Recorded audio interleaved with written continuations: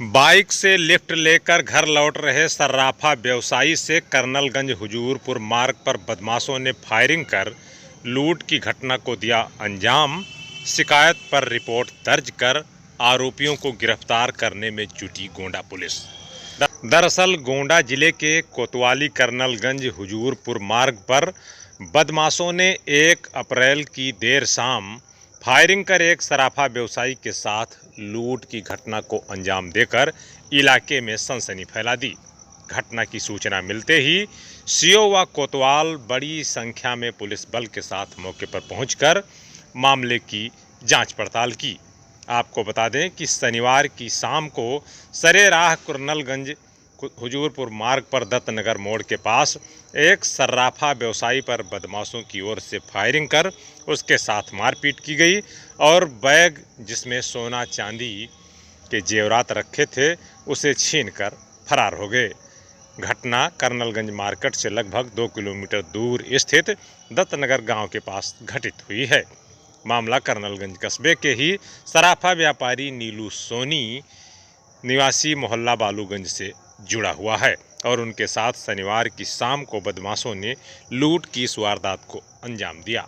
बताया जाता है कि कर्नलगंज थाना क्षेत्र के ही मोहल्ला बालूगंज के रहने वाले सराफा व्यापारी नीलू सोनी पड़ोसी जनपद बहराइच के भगड़वा बाजार के ही कंजिया चौराहे पर सर्राफे की दुकान खोल रखी है, जहां से प्रतिदिन वह शाम को किसी बड़े वाहन यानी बस से घर आते जाते रहे हैं।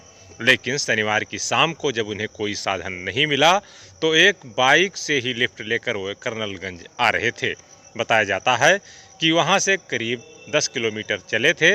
इसी बीच एक बाइक पर सवार 2 लोग और आ गए और बाइक सवारों ने बाइक को ही दत्तनगर के पास रोकवा लिया और तीनों मिलकर व्यापारी के सोने चांदी के रखे जेवरात वाला झोला छीनने लगे, जिस पर व्यापारी की ओर से विरोध करने पर कट्टे से फायर किया गया और उसके बट से उसकी पिटाई भी की गई। लेकिन गनीमत रही कि गोली व्यापारी को नहीं लगी।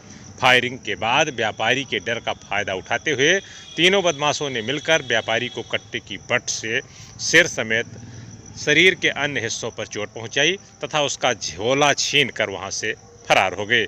बाद में पीछे से आ रहे एक परिचित व्यक्ति ने व्यापारी को कर्नलगंज पहुंचाया, जहां के बाद इसके बाद व्यापारी कोतवाली पहुंचा और सूचना देने के बाद परिजन इलाज के लिए उसे सीएससी ले गए। फिलहाल लूट की घटना के बाद मौके पर अपर पुलिस अधीक्षक शिवराज क्षेत्राधिकारी ने भी पहुंचकर मामले की जांच पड़ताल की व घटना के पीछे शामिल लोगों की धरपकड़ को लेकर के मुहिम चलाया जा रहा है।